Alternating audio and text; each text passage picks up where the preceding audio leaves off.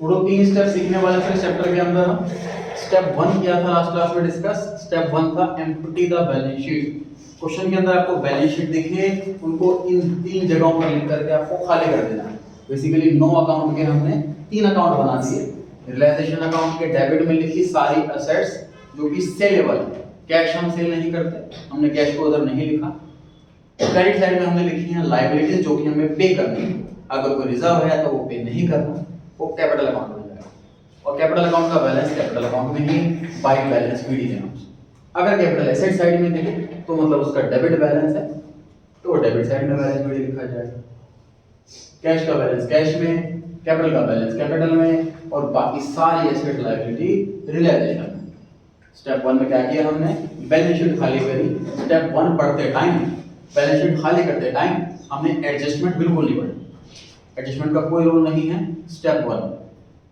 Step 2 पढ़ने के बाद, कंप्लीट करने के बाद क्या करने वाले हैं, इसका जितना भी बैलेंस हो इधर ट्रांसफर, इसका जितना भी बैलेंस हो इधर ट्रांसफर, और इसका बैलेंस नहीं बचना चाहिए। जैसे आपकी बैलेंस शीट टैली हो जाती थी, ऐसे ही कैश अकाउंट टैली हो जाना चाहिए। कैश अकाउंट टैली होने का मतलब है कैश नहीं बचा।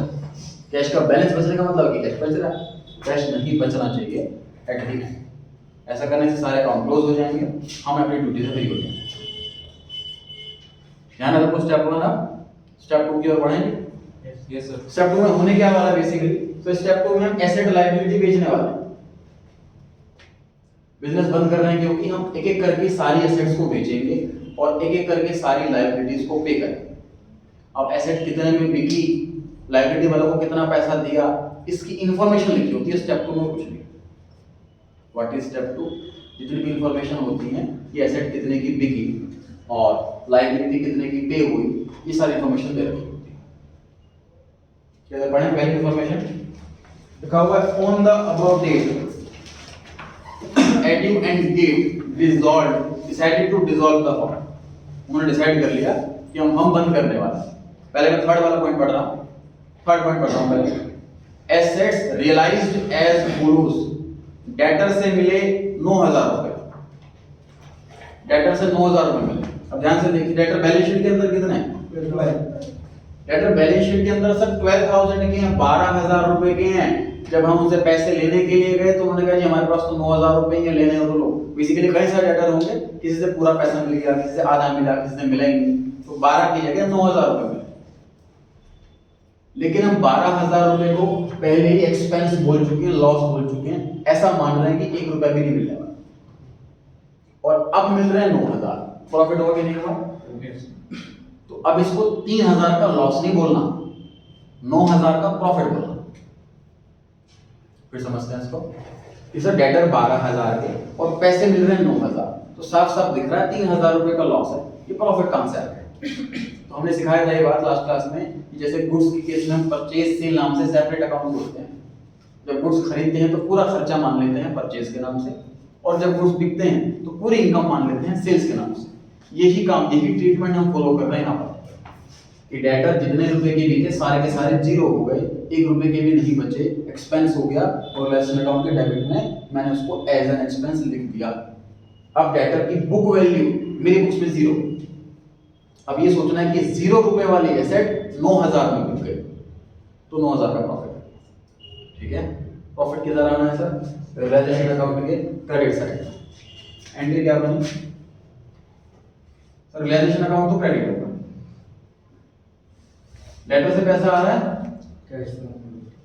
कैश अकाउंट डेबिट होगा। ध्यान से देख लीजिए,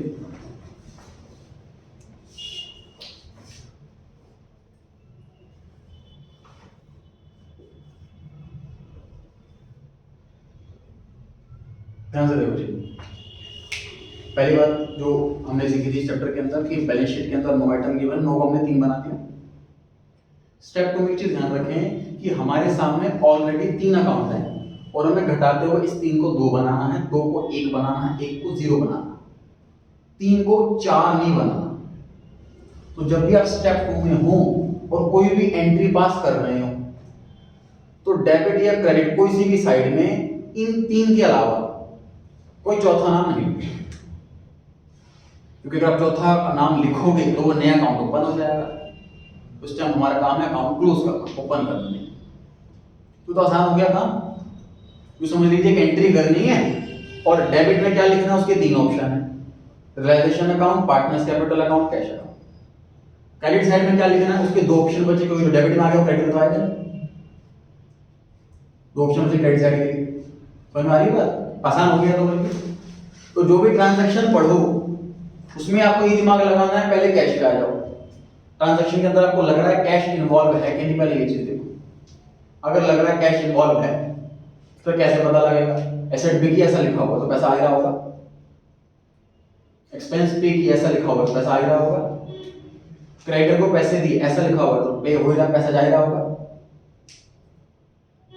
क्वेश्चन में लिखा होगा बिल्डिंग नॉट सोल्ड तो पैसा नहीं आ रहा, ना पैसा जा रहा, तो इसमें कैश इन्वॉल्व नहीं है ना। तो उसमें पढ़ के बड़ा इजीली पता लग जाएगा कि कैश इसमें इन्वॉल्व है कि नहीं। कैश सर रियल अकाउंट है, आए तो डेबिट जाए तो क्रेडिट। अगर एग्जाम में कुछ भी गलती करके आना, कैश की गलती तो मत करके आना, क्योंकि बड़ा आसान है ये तो। ट्रांजैक्शन पढ़ के इतना पता लगा पाओगे आप इजीली कि कैश आ रहा है कि जा रहा है। कैश आ रहा है तो कैश के डेबिट में लिख दो, कैश जा रहा है तो कैश के क्रेडिट में लिख दो, बड़ा आसान है। पार्टनर्स कैपिटल पे आते हैं sir. Partner capital account personal account है। Class 11 chapter number 6 rules of debit and credit. Personal account, इसका रूल क्या होता है सर? डेबिट द रिसीवर और क्रेडिट द गिवर। तो ट्रांजैक्शन पढ़ के आपको इतना पता लगाना, अगर पार्टनर का नाम लिखा हुआ, जैसे मैंने थर्ड पॉइंट पढ़ा, इसके अंदर पार्टनर का नाम है ही नहीं, तो मैंने अभी पढ़ा third point, assets realised debtor 9000 रुपए, इसमें पार्टनर का नाम लिखा ही नहीं हुआ, तो ये तो पक्का नहीं आएगा। एंट्री के अंदर एक तो कैश अकाउंट आएगा और एक रियलाइजेशन अकाउंट आएगा, पार्टनर्स कैपिटल अकाउंट आएगा ही नहीं इस एंट्री के अंदर, क्योंकि इस एंट्री के अंदर पार्टनर का नाम लिखा ही नहीं। तो और आसान हो गया, मतलब एंट्री बनेगी या तो कैश टू रियलाइजेशन या फिर रियलाइजेशन टू कैश, क्योंकि दो ही नाम लिखने हैं हमें। थर्ड नाम इस क्वेश्चन के अंदर ट्रांजैक्शन में कराएंगे, तो बड़ा आसानी से पता लगाना, पैसा आ रहा है तो कैश डेबिट और इनकम है रिलेशन अकाउंट क्रेडिट। पार्टनर पे आता हूं सर। पार्टनर में क्या है कॉन्सेप्ट कि partner debit the receiver credit the giver. Question में अगर पार्टनर का नाम लिखा है तो आपको इतना पता लगाना है कि पार्टनर दुकान से कुछ घर लेके जा रहा है तो वो रिसीवर है, उसको डेबिट कर। अगर वो घर से दुकान में कुछ लेके आ रहा है तो वो गिवर तो उसे क्रेडिट कर। Debit the receiver credit the giver. Example देता हूं, आप बताइए गिवर है कि रिसीवर है? Partner took over furniture, receiver है, फर्नीचर उठा करके घर ले गया। Partner paid to creditor, giver है, वो पैसे दे रहा, घर से पैसे दुकान में ला करके क्रेडिटर को पैसे, तो गिवर हो गया। आसान है बिल्कुल। तो ट्रांजैक्शन में अगर पार्टनर का नाम लिखा है तो चेक करना है आपको इतना बस कि वो रिसीवर है कि गिवर है। रिसीवर है डेबिट द रिसीवर, गिवर है credit.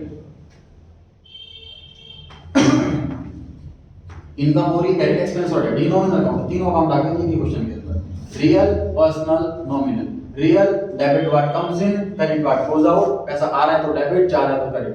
Capital account, personal account, debit the receiver, credit the giver. Realisation account, nominal account, debit all expenses and losses, credit all incomes and gains. तीन के अलावा कोई चौथा नाम नहीं लिखना। अभी भी मैं आपसे एंट्रीज करवाऊंगा, पूछूंगा, ये टेस्ट होगा, चौथे नाम लिखिए। क्वेश्चन में आएगा बिल्डिंग सोल्ड, बच्चे बिल्डिंग अकाउंट लिख करके आते हैं अपने, लिखने नहीं कोई चौथा नाम। इन तीन के अलावा कोई चौथा नाम लिखना ही नहीं। डेटर से पैसा मिला, डेटर अकाउंट नहीं लिखना, ध्यान रहेगा जी। इन तीन के अलावा चौथा नाम नहीं लिखना। चलिए, डेटर से 9000 रुपए आए तो एंट्री क्या बताई आप लोगों ने? Cash account debit to relation. Posting करने में सक्षम है आप? पोस्टिंग करें। यहाँ पे डेबिट में लिखूं, क्रेडिट में लिखूं? यहाँ तो आएगा ही नहीं, पार्टनर्स कैपिटल अकाउंट तो लिखा ही नहीं एंट्री के अंदर। कैश अकाउंट डेबिट हो रहा है तो कैश अकाउंट के डेबिट में लिख देते हैं टू रियलाइजेशन अकाउंट 9000 रुपए। ब्रैकेट में आपकी इच्छा हो डेटर मेंशन करना तो करो, नहीं इच्छा हो तो मत करो, मार्क्स ना कटेंगे ना मिलेंगे ब्रैकेट। डेटर अकाउंट ब्रैकेट में मेंशन करना या नहीं करना ऑप्शनल है, इसके ना मार्क्स मिलेंगे ना मार्क्स कटेंगे। रियलाइजेशन अकाउंट क्रेडिट हो रहा है सर? Yes sir. यहाँ पर बाई कैश के नाम से आएगा, यहाँ पर बाई रियलाइजेशन के नाम से कब आएगा? कभी नहीं आएगा सर। जो लेजर उसके अंदर उसका नाम कभी आता ही नहीं है। तो एंट्री बन जाएगी रियलाइजेशन टू रियलाइजेशन, है कि नहीं? ऐसे कैश के अंदर कभी कैश का नाम नहीं आएगा। क्लियर हो गई ये बात? सर 28,000 रुपए, क्वेश्चन बोल रहा हूं मैं आपको एंट्री बतानी है, सुनना ध्यान से।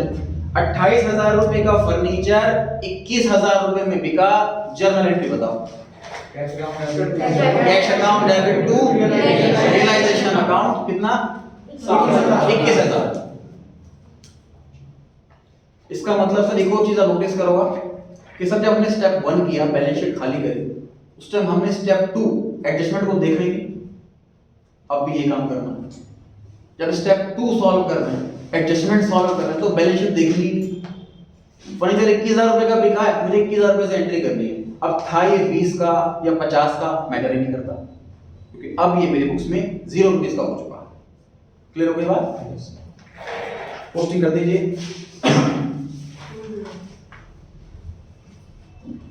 Furniture 21,000, data furniture 21,000। अब अगेन आपकी इच्छा है सर, आप टू रियलाइजेशन अकाउंट बार बार लिख सकते हो, ये भी तरीका सही है। क्या है? टू रियलाइजेशन अकाउंट, फिर उसके नीचे डेटा फर्नीचर जो आइटम आती जा रही है, अमाउंट इनर कॉलम में लिख दिया, टोटल आउटर कॉलम में लिख दिया। ये तरीका भी ठीक है। या फिर अलग अलग लिखो, टू रियलाइजेशन डेटा अलग, टू रियलाइजेशन फर्नीचर अलग, टू रियलाइजेशन जो भी आना अलग। इस तरीके से यहाँ पर बाय कैश अकाउंट लिख दिया, उसके नीचे data inner column, furniture inner column, building inner column, total outer column. या अलग अलग लिखो, बाय कैश डेटा अलग, बाय कैश फर्नीचर अलग, बाय कैश बिल्डिंग अलग। दोनों प्रेजेंटेशन 100% सही। फिर हो गई बात? Yes sir. मुझे बताइए स्टॉक 6,000 का बिका, कंपेयर करूंगा कितने का था? बैलेंस शीट में देखना ही नहीं है सर आपको, वो स्टॉक था कितने का? 50 का था, 6,000 रुपए का था, कितने का बिका? 6,000 का बिका। एंट्री बताइए। Cash account debit to realisation account कितना amount? 6,000।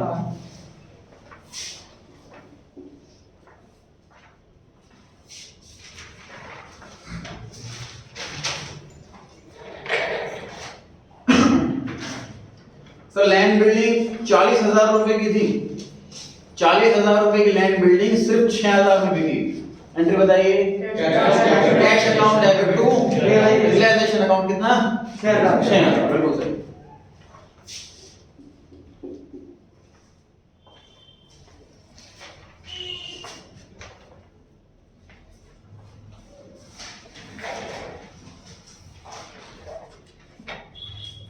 Point number 4, 2,000 rupees were recovered as bad debts written off last year। Sir last year bad debts हो गए थे, अब वो रिकवर हो गए। थोड़ी देर के लिए 11th क्लास में पहुंच जाते हैं। मुझे बताइए इसकी एंट्री क्या होगी? 11th क्लास के हिसाब से cash account debit to bad debts recovered account. अब रिजोल्यूशन में चैप्टर पे आ जाते हैं। अब एंट्री बताइए। Cash account debit to realisation account. Sir जितनी भी इनकम हो, प्रॉफिट हो, हमें रियलाइजेशन अकाउंट में लिखना है। बैड डेट रिकवर नाम से नया अकाउंट ओपन नहीं करना है। हमारे सामने 3 अकाउंट ओपन है, हम धीरे धीरे 3 से 0 पर आएंगे, 3 से 4 पर नहीं। पोस्टिंग करें।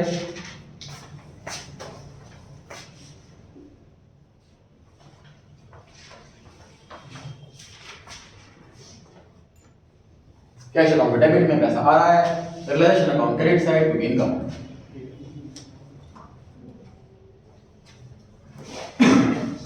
Point number 5, expenses of realisation were 2,000 rupees. Expense हो गए जी रियलाइजेशन पे 2,000 रुपए। 11th क्लास में अगर मैं आऊं तो एंट्री होगी expense account debit to cash account. जब मैं डिसोल्यूशन पे आऊं तो realisation account debit to cash account. Simple सी बात सर, मेरे पास 3 ही ऑप्शन है, realisation, partners capital, cash. Partner का नाम तो लिखा ही नहीं है, बचा कैश और रियलाइजेशन। पैसा जा रहा है, कुछ में पेड लिखा हुआ है तो कैश अकाउंट तो क्रेडिट ही होगा। डेबिट साइड में क्या लिखूं? रियलाइजेशन। नॉमिनल अकाउंट है, एक्सपेंसेस डेबिट होते हैं।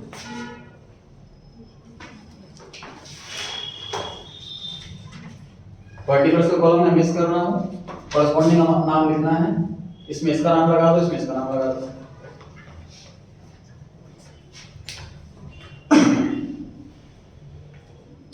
पॉइंट नंबर 2, पॉइंट नंबर 2 पढ़ना है। कोई सीक्वेंस नहीं होता, जो मर्जी पहले कर लो, फर्क नहीं पड़ता। पॉइंट नंबर 2 पर आ गई, Gate to over bills payable. Sir bills payable मुझे दिख रहा है लायबिलिटी साइड में है क्वेश्चन में, क्योंकि अमाउंट नहीं दे रखा इसलिए मुझे झांकना पड़ रहा कि बैलेंस शीट में कितना। बैलेंस शीट में बीपी 30,000 रुपए का है और वो ले गया है गेट। मुझे बताइए गेट रिसीवर है कि गिवर?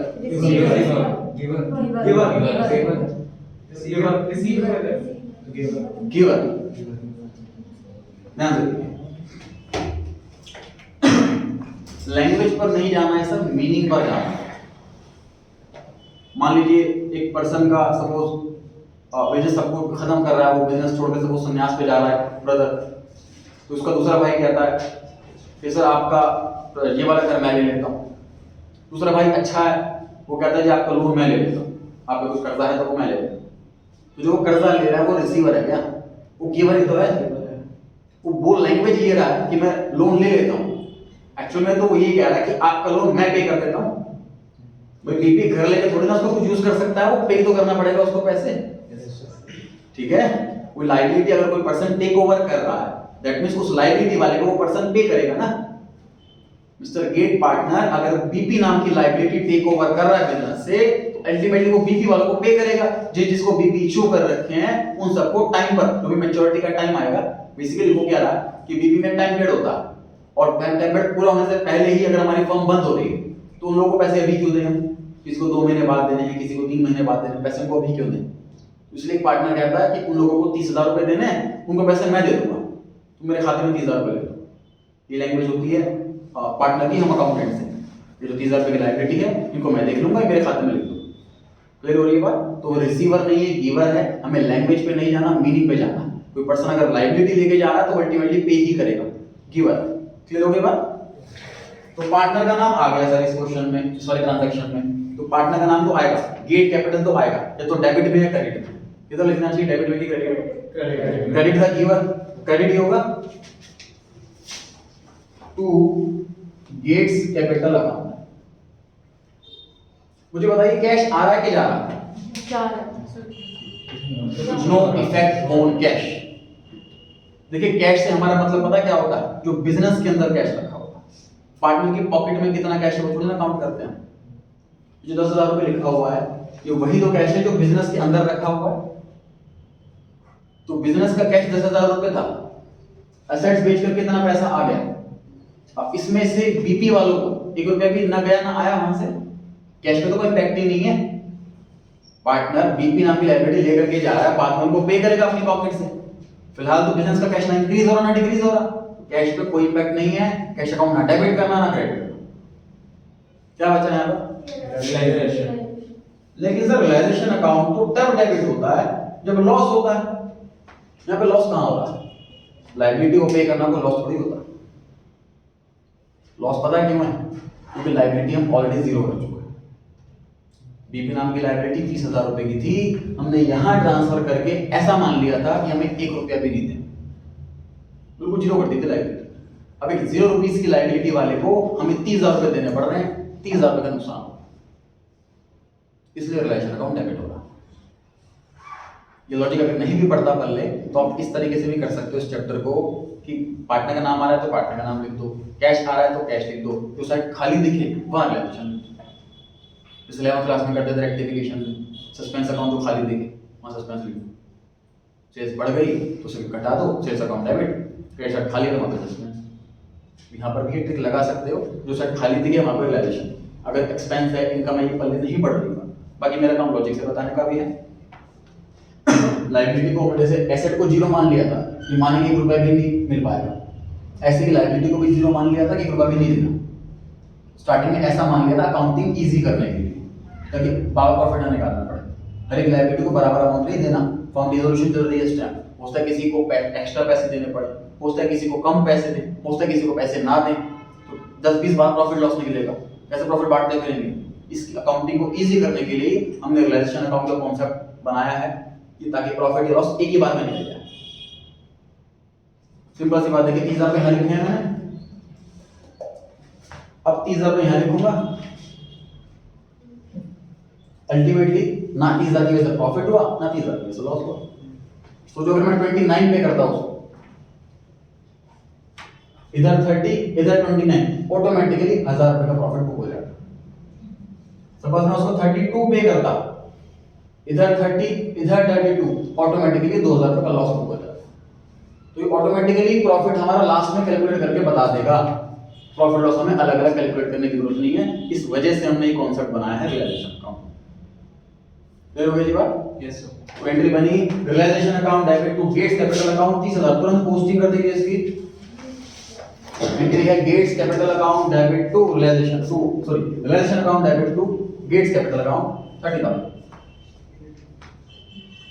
यहाँ पे डेबिट साइड में पोस्टिंग होगी, यहाँ पे क्या नाम लिखो पार्टिकल्स में, क्या लिखूं sir to Gates capital account.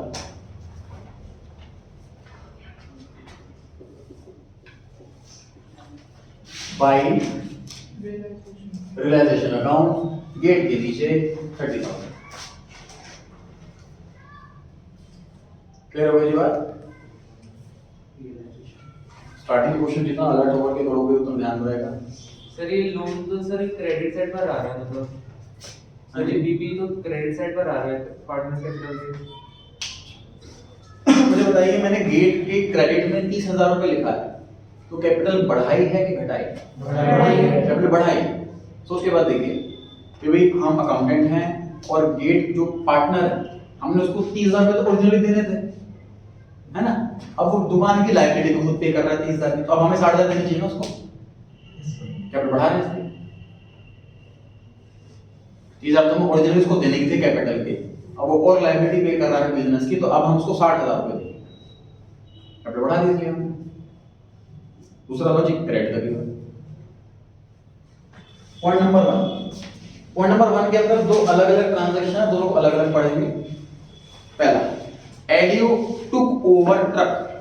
Sir amount नहीं दे रखा इसलिए बैलेंस शीट में झांकना पड़ेगा हमें। ट्रक जो है वो 20,000 रुपए का होता है। सर कई बार बिजनेस बंद कर रहे हैं, कोई एसेट बिक ही नहीं रही, बहुत ट्राई कर लिया सारी एसेट बेचने के लिए, कोई एसेट बिक ही नहीं रही, तो पार्टनर थका के कहता है चलो ये मैं ले लेता हूँ, मतलब मेरे नाम मेरे खाते में लिख दो, उसको मैं लेके जाता हूँ। तो पार्टनर का नाम आ रहा है पहली बार, तो एडयू कैपिटल अकाउंट को लिखा जाएगा एंट्री के अंदर, पक्का है। या तो डेबिट में क्रेडिट में, इसमें दिमाग लगा, डेबिट करें क्रेडिट करें। बताओ रिसीवर है कि giver? Receiver. Debit the receiver, तो दुकान से घर में कुछ लेकर के जा रहा है वो रिसीवर है। डेबिट द रिसीवर, एडयू कैपिटल अकाउंट डेबिट। मुझे बताइए कैश आ रहा है कि जा रहा है? कैश में तो कोई चेंज ही नहीं है, ना कैश बढ़ रहा है ना कैश कम हो रहा है, सिंपल वो आया ट्रक लेके चला गया, कैश तो कुछ बढ़ा ही नहीं। क्रेडिट साइड खाली है, यहाँ पर क्या लिखा है? रियलाइजेशन खाली वाला कॉन्सेप्ट। दूसरा कॉन्सेप्ट, सर 0 रुपए का ट्रक 20,000 में बिक गया, 20,000 का हमने ट्रक को पहले 0 कर लिया था हमें ट्रांसफर करके, इसलिए कि 0 रुपीस का ट्रक 20,000 में बिक गया, 20,000 का प्रॉफिट हो गया, इसलिए रियलाइजेशन अकाउंट क्रेडिट हो रहा है। एक तो लॉजिक हो गया, और दूसरा याद करने वाला तरीका कि जो साइड खाली हो वहां पर रियलाइजेशन पोस्टिंग कर दें इसकी।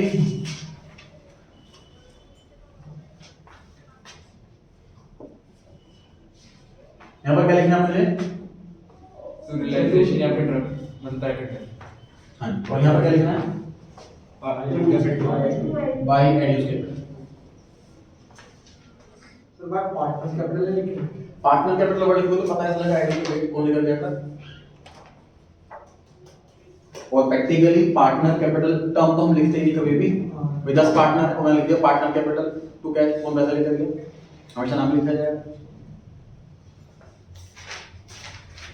बढ़े जी आगे। पॉइंट नंबर 1 के आगे बढ़ना है जी। एडयू टुक ओवर मिसेस एडयूज लोन। बताइए पार्टनर रिसीवर है कि गिवर? गिवर है, गिवर। सर पार्टनर ने अपनी वाइफ से लोन लिया होगा, उसकी वाइफ को एज एन आउटसाइडर ही माना जाएगा, नॉर्मल क्रेडिटर की तरह। उसकी पेमेंट करनी, उसकी पेमेंट के लिए तुरंत कैश अवेलेबल नहीं है फर्म के अंदर, तो पार्टनर अकाउंटेंट से कहता है मुझे मेरी वाइफ का लोन था मेरे खाते में लिख जाए, तो लायबिलिटी खत्म हो रही है एक, और पार्टनर गिवर है। पहली बात पार्टनर का नाम आ रहा है तो वो डेबिट क्रेडिट कुछ ना कुछ तो होगा ही होगा। बताइए डेबिट करेंगे क्रेडिट? क्रेडिट करेंगे सर, क्योंकि वो गिवर है टू एडयूस कैपिटल अकाउंट। कैश आ रहा है कि जा रहा है? नो इफेक्ट सर, बिजनेस में ना कैश आ रहा है ना कैश जा रहा है, बुक्स में लिखा हुआ तो लोन, एडयू कहता है कि अपने वाइफ को मैं पे कर दूंगा, तो फॉर्म में ना कैश आया ना कैश बढ़ा, कैश अकाउंट नहीं आया, डेबिट साइड खाली है, क्या लिखूं?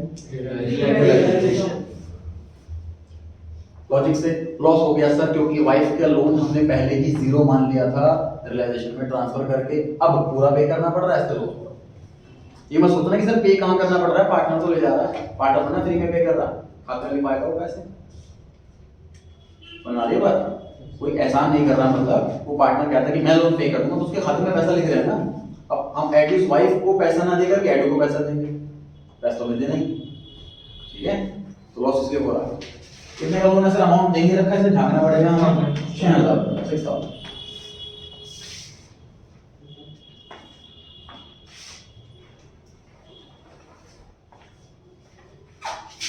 तो मैं यहाँ पर बाय लाइसेंस लिखा हुआ है, तो आप यहीं पर लिख सकते हो 6000, आपको बाय लाइसेंस दोबारा नहीं लिखना पड़ेगा।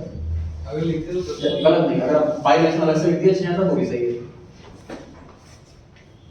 ब्रैकेट हर जगह मेंशन करना ऑप्शनल है, कहीं का मार्क्स ना मिले ना मार्क करना।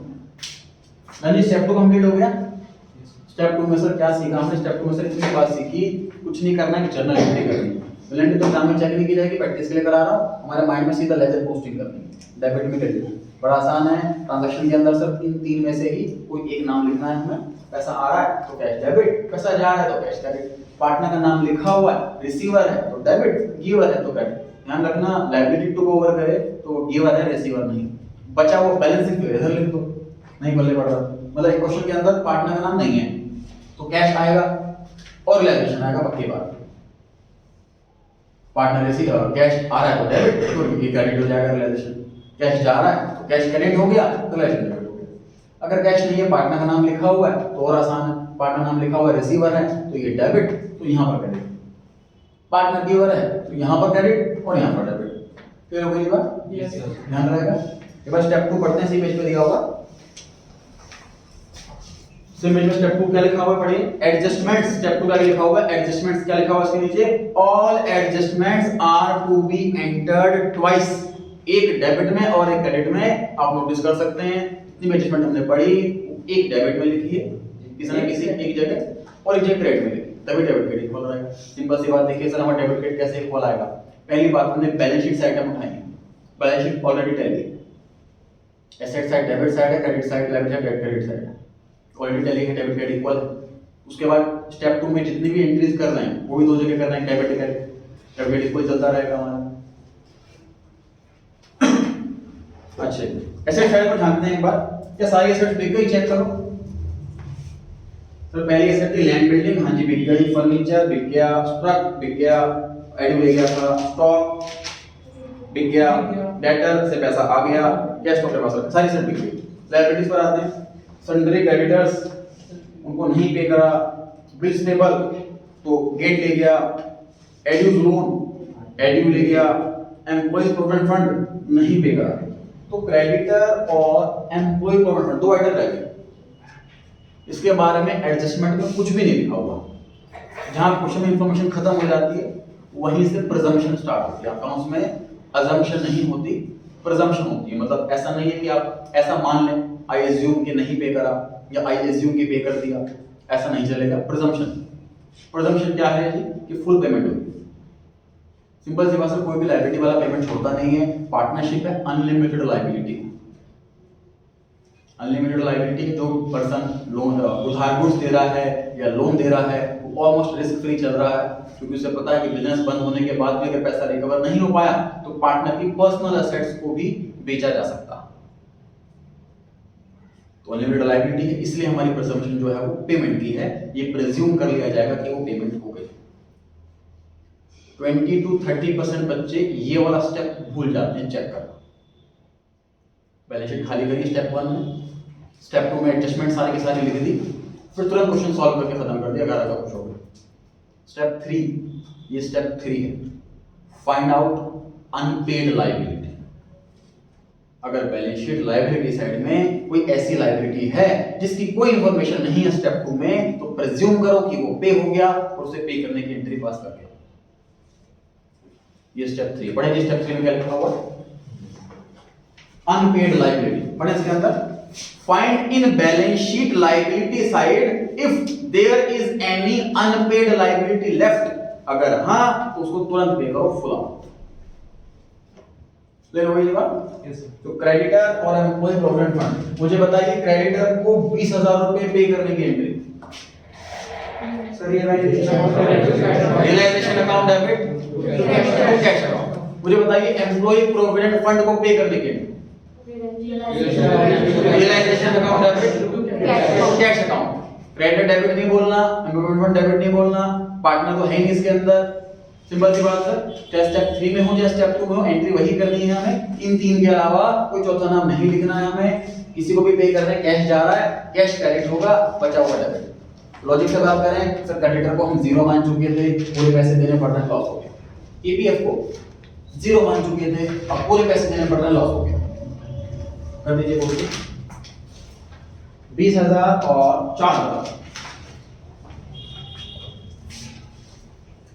Realisation account debit to cash account,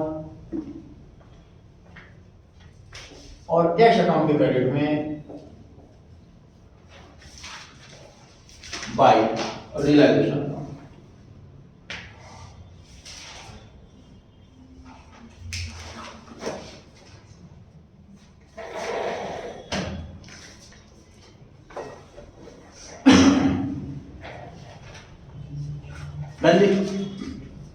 यहां स्टेप 3 लिखा हुआ है, and find out unpaid liability, उसके ब्रैकेट में लिखें do not find unsold asset.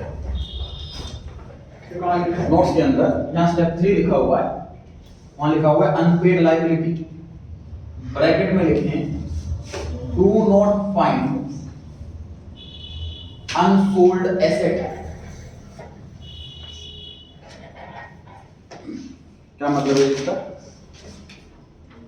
जैसे हमने लायबिलिटी में देखा कि कोई ऐसी लायबिलिटी तो नहीं है जो पे नहीं हुई, और हमें मिल गई ऐसी 2 लायबिलिटी जो पे नहीं हुई, तो हमने इसको पूरा पे कर दिया।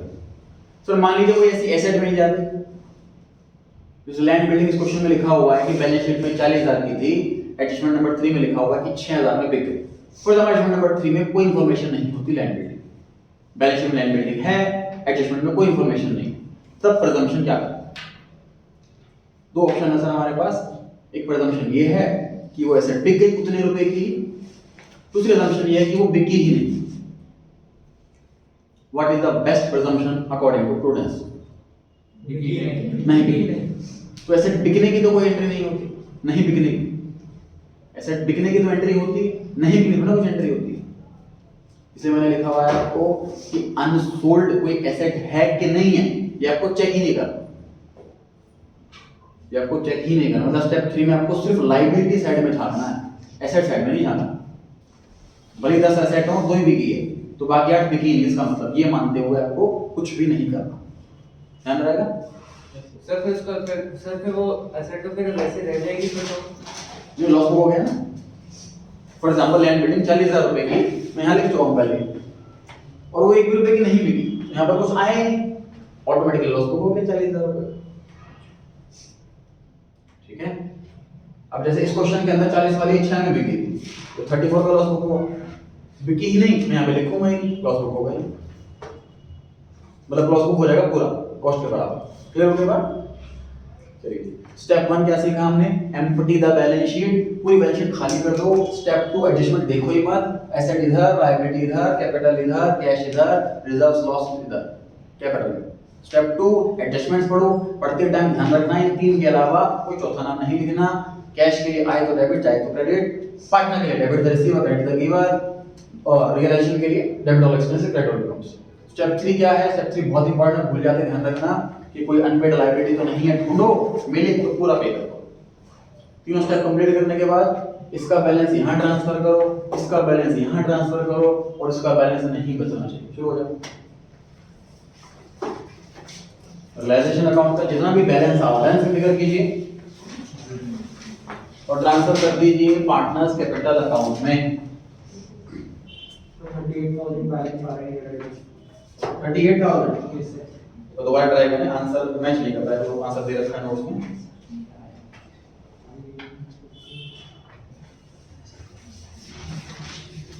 टोटल करें, डेबिट साइड का रफ में लिखें, टोटल करें, क्रेडिट साइड का रफ में लिखें।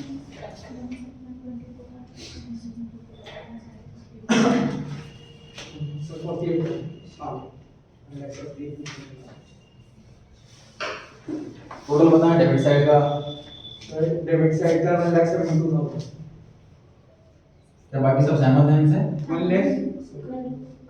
1,70 आ रहा है 72 आ रहा है 72 आ रहा है। 72 आ रहा है मेजोरिटी का। यस सर इसको वोट देते हैं।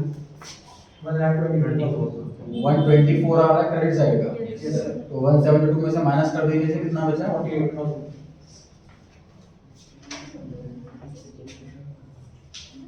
by loss transferred to partners capital audio और गेट। क्वेश्चन में रेशियो कितने गिवन है बताइए?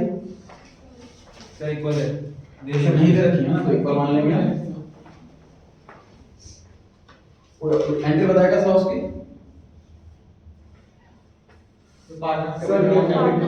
Partners capital account debit to relationship account. Relation account credit हो रहा है, लॉस कैपिटल कम होती है, कैपिटल कम होती है तो डेबिट करते हैं।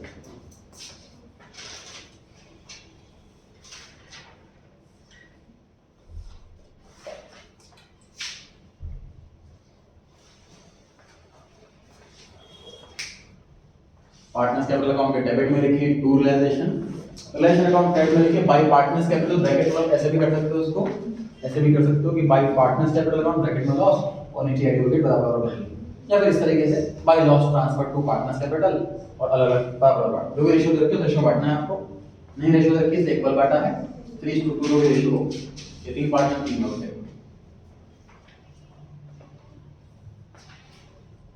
पहला स्टेप बैलेंस शीट खाली करनी है, सेकंड स्टेप एडजस्टमेंट्स की एंट्रीज करनी है, तीसरा स्टेप अनपेड लायबिलिटी ढूंढनी है। उस तीनों स्टेप के बाद इसका बैलेंस इधर ट्रांसफर, इसका बैलेंस इधर ट्रांसफर, इसका बैलेंस नहीं बचना चाहिए, तुरंत बैलेंस ट्रांसफर करें पार्टनर्स कैपिटल का कैश में। इस साइड पे बैलेंस आ रहा है, सर एक का डेबिट आ रहा है, एक का क्रेडिट आ रहा है। पहले एडो की बात करते हैं। नहीं हाँ सर एक का डेबिट है एक का क्रेडिट है एडो की बात करते हैं सर, तो डेबिट साइड का टोटल आ रहा है 44,000, क्रेडिट साइड में 36,000, तो 8,000 किधर बैलेंस आ रहा है। अगर मैं इसका बैलेंस यहाँ ट्रांसफर कर रहा हूँ तो यहाँ पे क्या लिखने वाला हूँ? By cash. सिंपल सी बात सोचिए सर कि एडयू से मुझे 20,000 रुपए लेने हैं, वो ट्रक ले गया था, 24,000 रुपए का लॉस कैपिटल से कम, कैपिटल कम हो जाएगी इसकी, तो मुझे अल्टीमेटली इससे 44,000 रुपीज लेने हैं। मैंने देने कितने हैं? 30,000 रुपए तो कैपिटल के देने हैं, तो 44 में से 30 गए, 14,000 रुपीज। 6,000 रुपए का क्या लेकर गया था? इसने अपनी वाइफ का लोन पे करा था, क्रेडिट लगी हुआ, तो उसके पैसे मैंने बढ़ा दिए, अल्टीमेटली मुझे सिर्फ 8,000 रुपए लगे, तो बैलेंस 8,000 रुपए आ गया। लेंडर क्या बने 8,000 रुपए की? Cash account debit to partners capital account cash account debit to एडयूस कैपिटल अकाउंट, एक ही पार्ट में लिखना है 8,000 हमने भी, ठीक है। 8,000 रुपए की एंट्री क्या बनी? कैश अकाउंट डेबिट टू एडयूस कैपिटल, कैश डेबिट हो रहा है ना, ऐसा आ रहा है। एंट्री नहीं भी बदले पड़ते, कितना आसान है सोचो कि सर बैलेंस जहां भी आया सुनो ध्यान से, मैंने क्या कहा था, इसका बैलेंस इधर ट्रांसफर, इसका बैलेंस इधर ट्रांसफर। अब इसका बैलेंस यहां लिख दो क्रेडिट में, तो यहां डेबिट में लिखें तब तो डेबिट बराबर होगा। 8,000 इसका बैलेंस यहां आ रहा है, क्रेडिट में आ रहा है, तो यहां क्रेडिट में लिख रहे हो तो यहां डेबिट में लिखो तब तो डेबिट बराबर होगा। ऐसा कर लो, ये डेबिट गेट पर आते हैं सर। 30 और 30 60,000 रुपए मुझे इसको देने हैं और 24,000 मुझे इससे लेने हैं, तो 36,000 रुपीज दे दें, सही हो जाएगा। यहाँ पर क्या लिखूं तू? एडी को क्रेडिट कर क्या कह रहा हूँ, क्या कह रहे हो? एडी को क्रेडिट कर देते आपने 36,000 लिखा आपने एडी को अच्छा यहाँ पर टोटल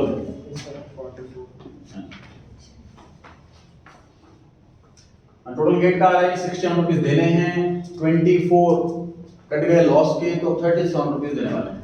एंट्री बताइए 36,000 की। Gates capital account debit to cash account, capital debit हो रही है, कैश क्रेडिट हो रहा है।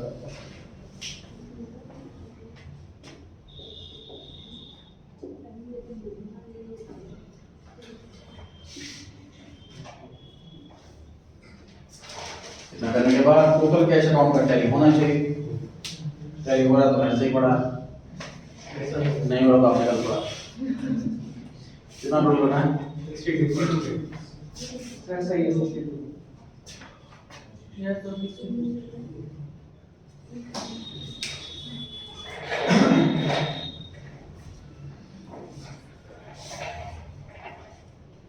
इसी टॉपिक के ऊपर पहला क्वेश्चन लिखा हुआ है, पढ़ेंगे एक बार।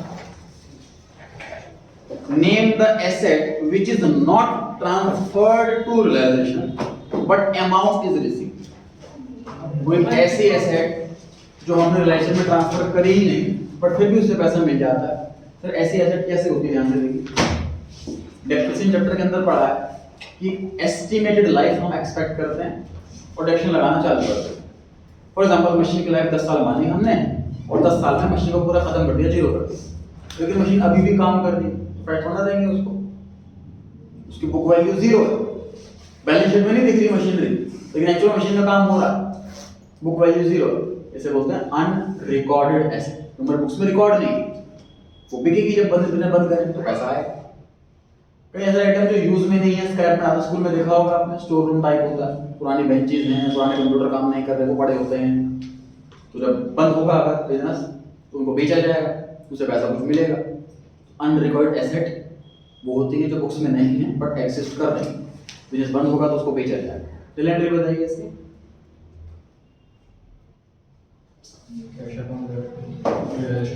Cash account debit to relation. अरे एसेट बेच रहे हैं तो पैसा तो आएगा। यस सर सिंपल सी बात, एसेट बेच रहे हैं तो मुझे बताओ स्टेप 1 में हो कि स्टेप 2 में हो? स्टेप 2 में हो। स्टेप 2 में आपको पता है एंट्री बोलने के लिए तीन ऑप्शन है आपके पास, कैश या पार्टनर कैपिटल या रियलाइजेशन। पार्टनर का नाम तो लिखा नहीं है इसमें, तो दो ही ऑप्शन बचे, कैश और रियलाइजेशन।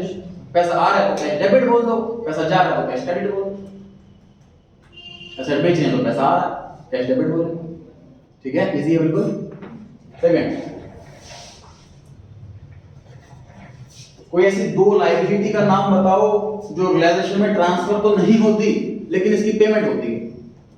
पार्ट लोन अभी पढ़ाया नहीं है। दूसरा, अनरिकॉर्डेड लायबिलिटी, कोई लायबिलिटी हमने रिकॉर्ड नहीं कर रखी। फॉर एग्जांपल, मार्च की सैलरी एम्प्लॉय की बनती है और हमने अब तक पे नहीं करी, आउटस्टैंडिंग सैलरी हमसे एंट्री भी नहीं कर रखी, तो एक लायबिलिटी है जो अब तक रिकॉर्ड नहीं कर रखी लेकिन वो पे करनी पड़ेगी। एंट्री बताइए। Realisation account debit to cash. Realisation account debit to cash account. Again sir liability pay कर रहे हैं, मतलब स्टेप नंबर 2 में या तो रियलाइजेशन या कैश या पार्टनर कैपिटल, तीन ही नाम बोलने हैं आपको। पार्टनर कैपिटल पार्टनर नाम तो लिखा नहीं है इसके अंदर, तो बचा कैश और रियलाइजेशन। पैसा जा रहा इसलिए कैश क्रेडिट होगा, डेबिट खाली वहां पर रियलाइजेशन, ठीक है। पार्टनर में पढ़ाया जाएगा नेक्स्ट क्लास में। थर्ड क्वेश्चन पर आ गए हम। On dissolution of firm, what payment is made first from the personal assets of partner? समझिए इस चीज को।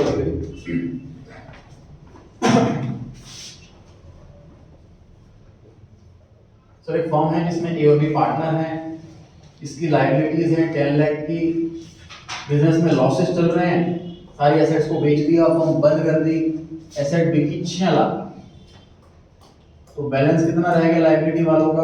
4 लाख। इन लोगों का पैसा मरा नहीं है, ये लोग ए और बी की पर्सनल एसेट्स पर केस करेंगे, उन्हें स्यू करेंगे और उनसे पैसा रिकवर करवाएंगे। अब ये ए से मांगता है कि भाई 2 लाख रुपए दो और बी से मांगता है कि 2 लाख रुपए। मिस्टर ए की पर्सनल एसेट मतलब जो इसके नाम पर है, फर्म के नाम पर नहीं है, इसका घर हो गया, इसकी कार हो गई, ज्वेलरी हो गई, बैंक बैलेंस हो गया, एफडी हो गई, उसके पर्सनल है, वो सपोज है 40 लाख, लेकिन इसकी पर्सनल लायबिलिटी मतलब फर्म के नाम पे लायबिलिटी नहीं ले रखी, इसने अपने नाम पे पर्सनल लोन लिया हुआ है, एजुकेशन लोन ले रखा बच्चों के लिए, जो पर्सनल लायबिलिटी तो सिर्फ इसी की है। मान लेते हैं वो भी 40 लाख की ही है, तो इन लायबिलिटी वालों को ए से 1 रुपया भी नहीं मिलेगा। वो ऐसा नहीं बोल सकता मुझे क्या मतलब लायबिलिटी से, अनलिमिटेड लायबिलिटी है, एसेट तो है 40 लाख की, तो लाख दे दो मुझे उसमें से, ये नहीं बोल सकता। पर्सनल एसेट से पहले पर्सनल लायबिलिटीज पे ऑफ की जाती हैं, उसके बाद कुछ बचे तो वो फर्म की लायबिलिटी पे करने के लिए इस्तेमाल होगा। फिर रिपीट कर रहा हूं, फर्म की लायबिलिटी पे करने की बारी है तो फर्स्ट प्रायोरिटी फर्म की ही एसेट्स, फर्म की एसेट्स कम पड़ रही हैं तो पार्टनर के पास जाएंगे उसकी पर्सनल एसेट देखने के लिए, क्योंकि पर्सनल एसेट्स पर्सनल लायबिलिटी पे करने के बाद अगर बचे तो, अगर पर्सनल लायबिलिटीज की 39 की हैं तो 1 लाख रुपए मिल पाएंगे इसको ए से, पर्सनल लायबिलिटी 38 की हैं तो 2 लाख पूरे मिल जाएंगे। क्लियर हो गई ये बात? तो हाँ जी, ये नुकसान नहीं है लायबिलिटी देने वाले को? बिल्कुल नुकसान है उसको, लेकिन पहले से पता होता है बात, तो ये सोचते ही उधारते हैं, पता होता है उसको, लेकिन ये सोचने के बाद ही उधारते हैं लायबिलिटी। तो तभी तो हमारे क्रेडिटर्स हमारे यूजर्स ऑफ अकाउंट्स होते हैं, अकाउंट्स क्यों देखते हैं हम? अगर ये नुकसान हो ही ना हो तो अकाउंट्स देखेंगे क्यों? तो रिस्क फ्री बैठेंगे, बिजनेस बंद हो गया तो उसके पर्सनल प्रॉपर्टी बेच दूंगा, पैसा मुझे मिल ही जाएगा, फिर अकाउंट्स क्यों देखेगा? उसका रिस्क है, इसलिए वो अकाउंट्स देखता है हमारा। बिजनेस ग्रो ही कर रहा है ना ठीक ठाक, नहीं कर रहा तो मैं पैसे वापस मांगूंगा अपने, या ना उधार देना बंद करूंगा आगे। क्लियर हो गई ये बात? क्वेश्चन 3 दोबारा पढ़ते हैं एक बार। क्वेश्चन 3 में लिखा हुआ है डिसोल्यूशन जब होता है तो कौन सी पेमेंट पहले की जाती है पार्टनर की पर्सनल एसेट से? आंसर लिखा हुआ है पार्टनर की पर्सनल लायबिलिटी पहले पे की जाती है पार्टनर की पर्सनल एसेट। अगर ऐसा नहीं होता लॉ में तो क्या आंसर लिखा होता? फिर firm's liability are paid first. अगर लॉ ऐसा नहीं होता कि पर्सनल लायबिलिटी पे तो ये आंसर आता, लेकिन लॉ ऐसा है कि पर्सनल लायबिलिटी पहले पे होगी उसके बाद फर्म। क्लियर हो गई जी बात? यस सर, एक चीज पूछनी हाँ जी। अगर तो किसी पार्टनर ने फर्म की लायबिलिटी टेक ओवर कर ली तो वो उसकी पर्सनल लायबिलिटी होगी या फर्म की? पर्सनल लायबिलिटी होगी उसकी, वो उसकी पर्सनल बनेगी। पार्टनर अगर लायबिलिटी कवर कर रहा है तो मतलब वो ये एक्नॉलेज कर रहा है कि अब ये लायबिलिटी देने की जिम्मेदारी ए और बी की कंबाइंड नहीं है, ए की अलग है, तो वो पर्सनल लायबिलिटी होती है।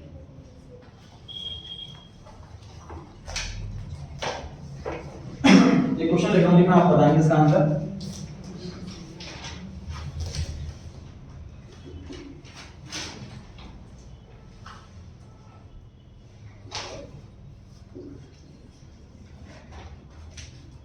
Creditor took over building.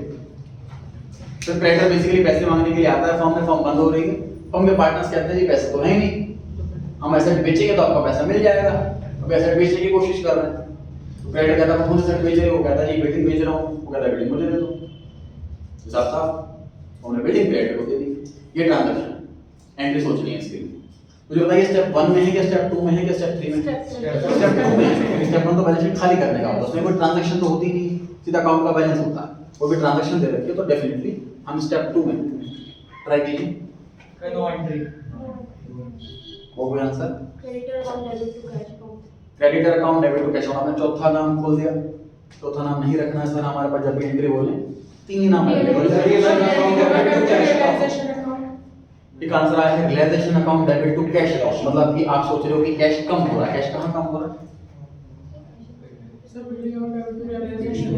Building account debit to relation account answer आया जी। बिल्डिंग अकाउंट चौथा नाम कैसे खोल दिया आपने? 3 ही ऑप्शन है आपके पास, realisation, partnership, cash to realisation, cash to relation, cash तो आ ही नहीं रहा है। नो एंट्री करेक्ट है जी, बिल्कुल नो एंट्री। ना सर कैश इंक्रीज हो रहा है ना डिक्रीज हो रहा है, ना पार्टनर रिसीवर है ना गिवर है, और ना इनकम है ना एक्सपेंस, लेकिन सर एंट्री ही नहीं करेंगे तो प्रॉफिट लॉस बुक कैसे होगा? देखिए ध्यान से 20,000 के क्रेडिटर है मान लीजिए और 30,000 रुपए की बिल्डिंग, तो मैंने 30,000 रुपए का लॉस पहले लिख लिया, 1 रुपए की भी नहीं बिकेगी, और 20,000 का प्रॉफिट भी लिख लिया कि क्रेडिटर को 1 रुपया भी नहीं देना, और क्रेडिटर बिल्डिंग ले गया और मैं कोई एंट्री पास नहीं कर रहा। ध्यान से देखो 10,000 का लॉस बुक हो गया कि डेबिट में 30 लिखा है, क्रेडिट में 20 लिखा है, और कुछ नहीं लिख रहे हैं इसके रिगार्डिंग, ऑटोमेटिक 10 का लॉस बुक हो गया ना, कि 20 की क्रेडिटर के बदले में 30 की बिल्डिंग देनी पड़ेगी, 10 का लॉस हो गया, ऑटोमेटिकली बुक हो गया। मान लेते हैं अमाउंट सेम, 20 की बिल्डिंग है और क्रेडिटर 20 की बिल्डिंग ले गया, क्रेडिटर 20,000 रुपए का, तो 20 वाली लायबिलिटी 20 वाली एसेट ले गया, ना प्रॉफिट ना लॉस, तो प्रॉफिट लॉस बुक नहीं हुआ। तो क्रेडिटर जो बिल्डिंग लेकर गया वो 15,000 रुपए की थी, क्रेडिटर 20,000 रुपए का था, 5 का प्रॉफिट हुआ, प्रॉफिट बुक हो गया कि नहीं हुआ? देखो एक्सपेंस लिखा है मैंने 15, इनकम लिखी है मैंने 20, स्टेप 1 में ही लिख दी, स्टेप 2 में कोई एंट्री नहीं करी, प्रॉफिट ऑटोमेटिकली हो गया। क्लियर हो गई जी बात? यस। सबसे ऊपर इंपॉर्टेंट पॉइंट्स में पहला पॉइंट इसी पेज पर सबसे ऊपर लिखे हुए हेडिंग इंपॉर्टेंट पॉइंट्स के अंदर पहला point no entry when liability takes over asset. ध्यान रहेगा जब एसेट जब लायबिलिटी वाला एसेट टेक ओवर कर लेता है तो कोई भी एंट्री पास नहीं होगी। मैं फिर बता रहा हूं आपसे एंट्री मैंने पूछी कि बच्चों ने क्रेडिटर बिल्डिंग ये वर्ड्स इस्तेमाल करें, ध्यान रखना है। एंट्री बोलते टाइम इस चैप्टर में इन तीन के अलावा कोई चौथा नाम नहीं बोलना। थर्ड पॉइंट पढ़ लें, जिसके बाद थर्ड सेकंड से पहले थर्ड पढ़ लें। एसेट रिलेटेड रिजर्व कल बात की थी इस पर हमने, जैसे कि इन्वेस्टमेंट फ्लक्चुएशन रिजर्व वो ट्रांसफर कहां होंगे, रियलाइजेशन अकाउंट में ट्रांसफर होंगे और पार्टनर्स के अकाउंट में नहीं होंगे। ये क्लियर कर रखा ध्यान रखेगा। Last point close current account by transferring to capital. Question में अगर दोनों अकाउंट दे रखे हैं कैपिटल भी करंट भी, करंट अकाउंट को क्लोज कर दो कैपिटल में ट्रांसफर करके, क्योंकि हमें 3 ही मेंटेन करने हैं ये अकाउंट्स करते टाइम, 4 मेंटेन नहीं करने, क्योंकि बिजनेस बंद करने का टाइम आ गया है। हमने करंट अकाउंट क्यों ओपन करा था, क्योंकि प्रेजेंटेशन के पॉइंट ऑफ व्यू से हम चर्चा करना चाह रहे थे कि पैटर्न ने कितना पैसा खुद का लगा रखा है और बाकी ट्रांजैक्शन में कितना बैलेंस है करंट अकाउंट। इस पर्पस से हमने 2 अकाउंट खोल रखे थे। बिजनेस बंद हो रहा है, प्रेजेंटेशन का कोई लॉजिक नहीं है, कोई पर्पस नहीं रहा, इसलिए करंट अकाउंट क्लोज करके कैपिटल में ट्रांसफर कर देते हैं, फिर नॉर्मल क्वेश्चन बन जाता है। हाँ जी, पूछ रहे हैं कुछ?